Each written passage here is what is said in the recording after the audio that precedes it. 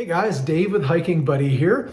This is the first of a series of tutorials and tips videos I'm going to put together to give you guys some inside information about, what to wear, what gear is good, what apps to use. And today we're going to talk about clothing, okay? What clothing is appropriate for hiking, for fitness outdoors, and more importantly, what not to wear as well. Because I tell you what, I see people wearing the wrong clothing so often hiking, newer hikers, beginners, and it just makes their experience miserable. They're not comfortable, they're sweating too much, or they're too cold.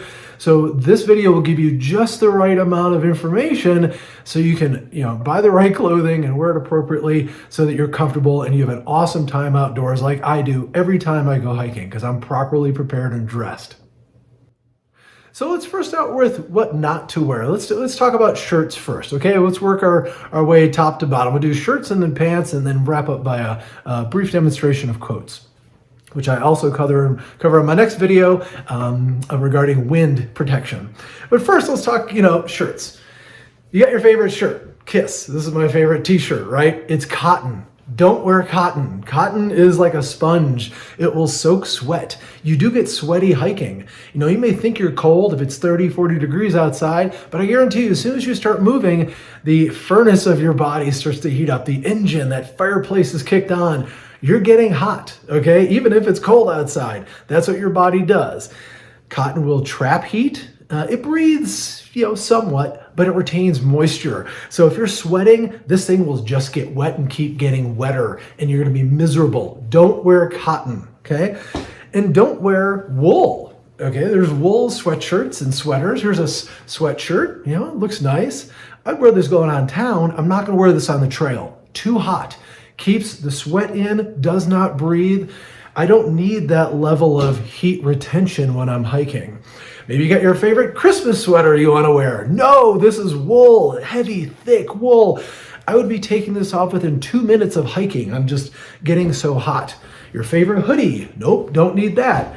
A thick parka that's lined, it's got wool and it's got cotton and fleece. Absolutely not. Or this monstrosity, You're not working out in the oil fields, and we're not sitting by a campfire.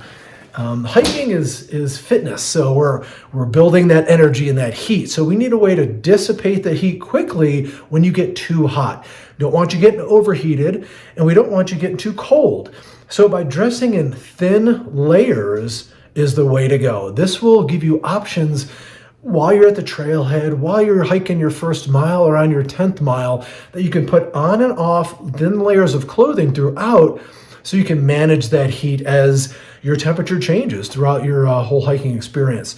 So first, what I always use is either short sleeve or long sleeve wick away shirts. So wick away, what does that mean? It means wicking away moisture, so your sweat. There's really one material that does that, and get to know polyester. Polyester is the best material for you to use anything touching your body, okay? Your base layer of shirt, like what I'm wearing here, should be polyester. Even the second layer should. Put polyester as your number one material. Forget cotton and wool and all those others. So polyester is a synthetic, it's a man-made material, and it's just great for wicking away. So you'll see tags that say either wick away, wicking away, even some funny names like rapid dry fit, because it dries you. It takes the moisture out, but it's still breathable, so it doesn't trap in heat. So that's what you want to use for all of your shirts hiking, period. Get rid of all those t-shirts and the other ones I was talking about that are cotton. So you want wick away, and they're available in short or long sleeve. And, I won't wear a short sleeve in the winter, but in the summer, this is what I'm wearing. I'm wearing a short sleeve, one polyester wick away shirt. And as it gets cooler, fall and spring, then I may go a little heavier. So they make these actually in heavier duty ones with another secondary polyester lining. This is a little heavy, and I tend to get too hot with this, but I don't have options because I'm wearing one heavy shirt and I'm kind of trapped in this, and I am sweating and I'm hot. So this one gives me just one thin layer. See, it's so thin you could almost look through it, right? So if I'm wearing this as my base and I get cold, I can put on another thin one, and then I have options. And they make it a long sleeve too, and you get all varieties of colors and sizes and whatnot. So this is my long sleeve shirt. This is if it's, in the 50s. Maybe I'll put a short sleeve on under it. This is my base layer. And then I'll do a long sleeve as kind of like my outer layer. This is like my coat in fall or spring weather. In winter weather, I'm wearing 2 long sleeve shirts as my base layer. I'm wearing this, and then I may wear a secondary long sleeve shirt on top of it. I'm wearing 2 wick-away shirts on top of each other. And if it's really cold and windy, I'll wear even a thicker one. This is a double layered one, okay, a long sleeve that has a turtleneck that can zip up. So if it's ultra cold, 20s, 10s, single digits, I'm wearing 2 long sleeve wick-away shirts as my base. Then, because when I usually start my hikes, I'm cold, right? We're not warmed up yet. But maybe 5-10 minutes into it, I'm starting to get warm. Well, then I can unzip this guy and get some airflow going. Or I can take it off entirely, and then I've got a long sleeve shirt, under. Still, I'm cool, but I'm not sweating bullets. So, wick-away shirts as your base layer. Start with one. If you're too cold, put on a second one, okay? And mix and match between short and long sleeve. That should be the foundation of what you wear hiking. Forget about that other stuff that you have in your closet. And, forget about brands. It really doesn't matter. Polyester is polyester. Yeah, you're probably going to see Nike and Under Armour, and they're going to have some weird names, like I said, Dry Fit and the Omni Dry, or whatever brand name they're going to do to make theirs unique. I'm not a big believer in that stuff. I think you can get away with really inexpensive, even off-brand. But you'll find that mine are Nike and some's REI, and I've got a mixture of different brands. Even Walmart. I think it's a Walmart brand here, and it does just fine. So don't worry really about the brand name. Just look at the material. That's critical. Even some that are mixed with a little spandex, if you like the stretchiness of it, but very little, like 5% or less. What I found out is spandex actually retains heat. So the more spandex they put in it, it works almost as like a nylon, as a heat retention. And that's not good. You don't want something that holds in the heat. It's not as breathable. But spandex does give you that stretchy, and I know some people do like that, the ability to have it really skin tight like Under Armour and stretch. So just a little bit of spandex is probably good. Okay, guys, well, we covered your upper body and your base layers of your core, which are most important. Next would be your pants. And these are pretty simple. Pants, you've really got one option and one recommendation from Dave, the hiking buddy. Nylon. That's it. No jeans, no sweatpants, no wool pants, no lined pants, ski pants for the most part. You're wearing nylon pants.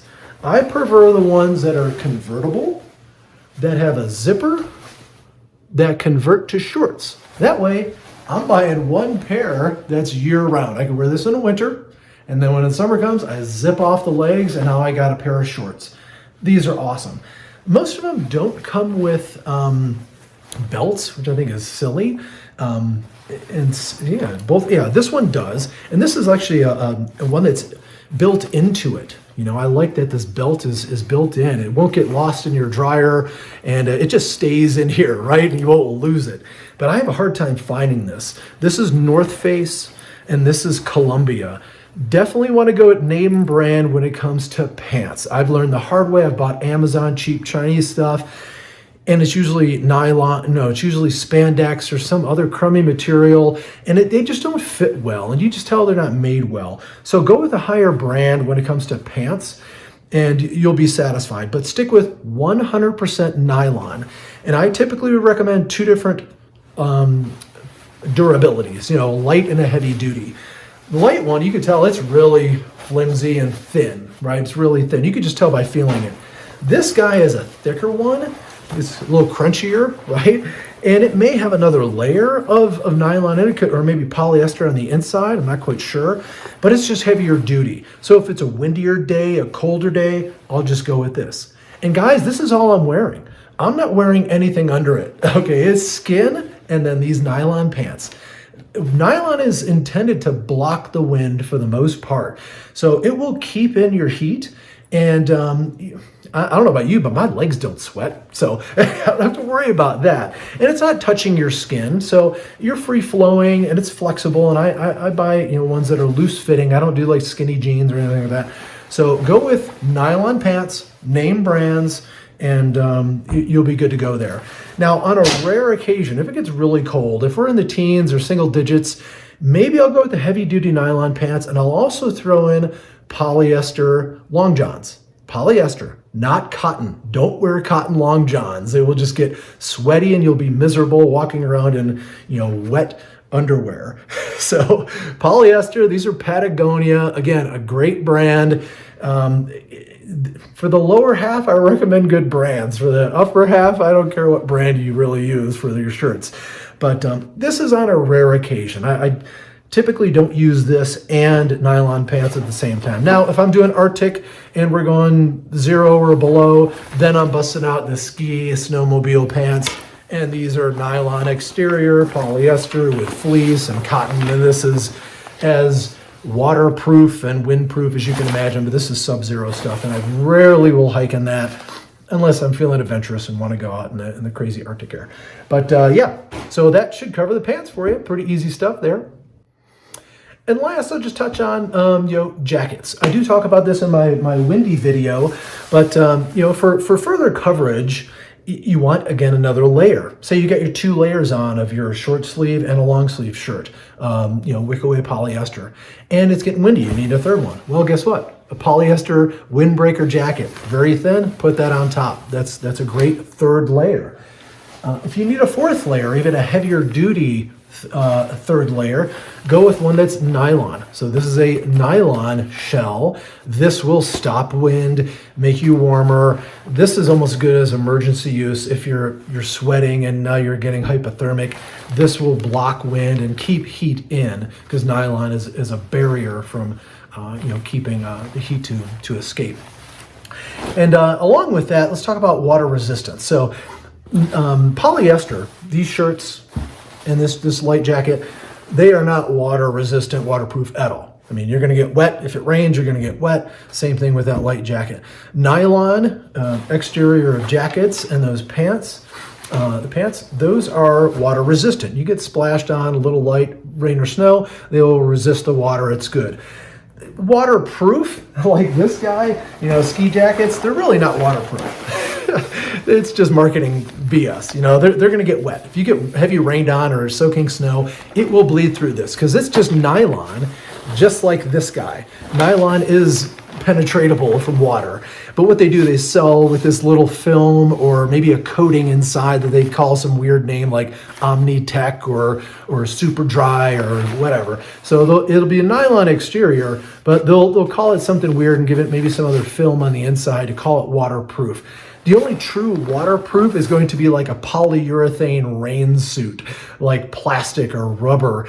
And you don't want to wear that hiking unless you're hiking in, Seattle or something and it rains all the time and it's heavy rain. So just stay away from waterproof stuff. When in doubt, stick with a polyester, coat or a thin nylon coat.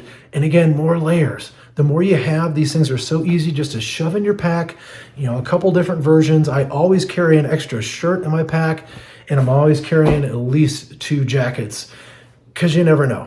Conditions can change quickly. Wind, temperature, sun, clouds, that all affects your temperature and your comfort level. So dress in layers. Hopefully this was helpful, guys. I appreciate you watching. Have fun out there.